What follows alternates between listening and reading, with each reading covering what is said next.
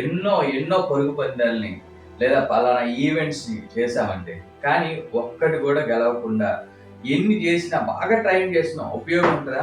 ఒక్కటన్నా గెలిస్తే ఆ ఆనందం వేరుగా ఉంటది కదా! ఆ ఇంట్లో అది చూసుకుంటే ఎంత అలానే కూడా ఇక నీతి అను మైమరుపు తొడుక్కున్న తర్వాత అందరంటారు ఈ యొక్క ఇక కవచము ధరించి అన్ని ధరించి మనం వెళ్ళినా కూడా వెళ్ళి వచ్చినాక యుద్ధములో జయించకపోతే అంటే మనము ఆ యొక్క మెడల్ గాని ఆ యొక్క ప్రైజ్ గాని మనం తీసుకోకపోతే ఉపయోగం ఉంటుందా? ఉండదు. కొన్నిసార్లు నీతి అను మైమరుపు ఎప్పుడైతే ధరించుకుంటావో బ్రెస్ట్ ప్లేట్ ఆఫ్ రైచియస్‌నెస్ అంటారు.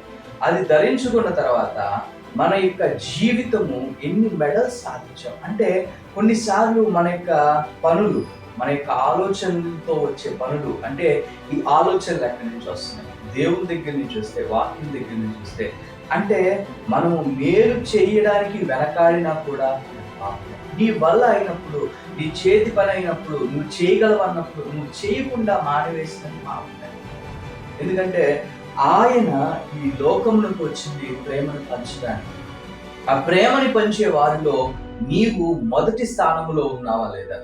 ఏ విధముగా ఉన్నావు? నీ యొక్క ప్రతి ఒక్క ఆలోచన అంటే నీవు మేలు చేయడానికి ఎవరైనా సహాయం అడిగినప్పుడు కాదనకుండా ఇవ్వాలి.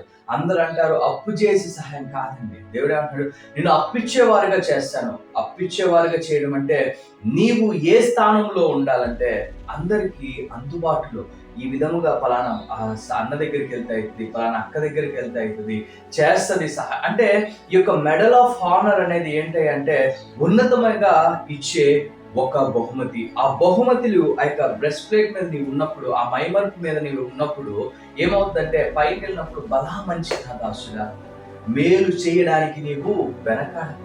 అంటే ఈ సాక్ష్యము నీవు గొప్పలు చూపించుకోవడానికి అప్పు చేసి సహాయం చేయమనట్లేదండి. నీకున్న దాంట్లో ఇతరులకి ఇచ్చేవారిగా నీవు ఉన్నప్పుడు ఒక 10,000 అడిగారు, 10,000 నా దగ్గర లేకపోయినా ఒక 2,000 సహాయం అంటే నీవు ఎలా ఉండాలంటే సహాయమునికి వెనుకాడకుండా స్థితిలో నీకు ఉన్నప్పుడు ఇతరులకి ఎలా ఉంటావంటే ఒక మోడల్ లా ఉండాలి, ఒక రోల్ మోడల్ ఈ విధంగా బ్రతకాలి. ఇది అంటే నీవు చేయవలసిన పని మేలు చేయడానికి వెనకాడకూడదు. ఏ స్థితి అయినా ఏ పరిస్థితి అయినా మేలు చేయకుండా ఉండటం కూడా పాపమే. నీ పరిస్థితి ఏదైనా నీ సిచ్యువేషన్స్ ఏదైనా అది నీ యొక్క జీవితం నీ పరిమితిలో ఉన్నది మేలు చేయడానికి అందుకని అంటున్నాడు నీవు ఎన్ని రేసెస్లో పాల్గొన్నా ఒక్క ప్రైజ్ మనీ నీకు అందకపోతే అది చాలా చాలా చాలా ధైర్యం. ఇస్నారోడు రైడు అంటే నువ్వు బ్రతుకున్నంత ఇస్నారోడు రావాలి ఇంట్లో వాళ్ళకు అంటే నువ్వు దాచిపెడుతున్నావు కానీ ఎంతమందికి సహాయపడుతున్నావు, దాచిపెడుతున్నావు. అది దాచిపెట్టిన సొమ్ము నువ్వు కూడా అనుభవించట్లా. నువ్వు ఎంత సంపాదించినా తీసుకెళ్ళగలిగేది ఏది లేదు, సాక్ష్యము మాత్రమే గుర్తుంచుకోలేదు. సాక్ష్యము మాత్రమే తీసుకెళ్ళగలవు. సాక్ష్యము మాత్రమే ఏ విధంగా బ్రతుకోవాలి. ఈ పిసినారోడ్రా వీడు బతకడరా అంటే వాడు బతికిరా బట్టలు కూడా అంటే వాడు సంపాదించాడు అంటే మన యొక్క ప్రతి పరిస్థితుల్లో ఎంతమంది ఏ విధముగా ఏ స్థితిలో చూస్తున్నారో అర్థం చేసుకోండి.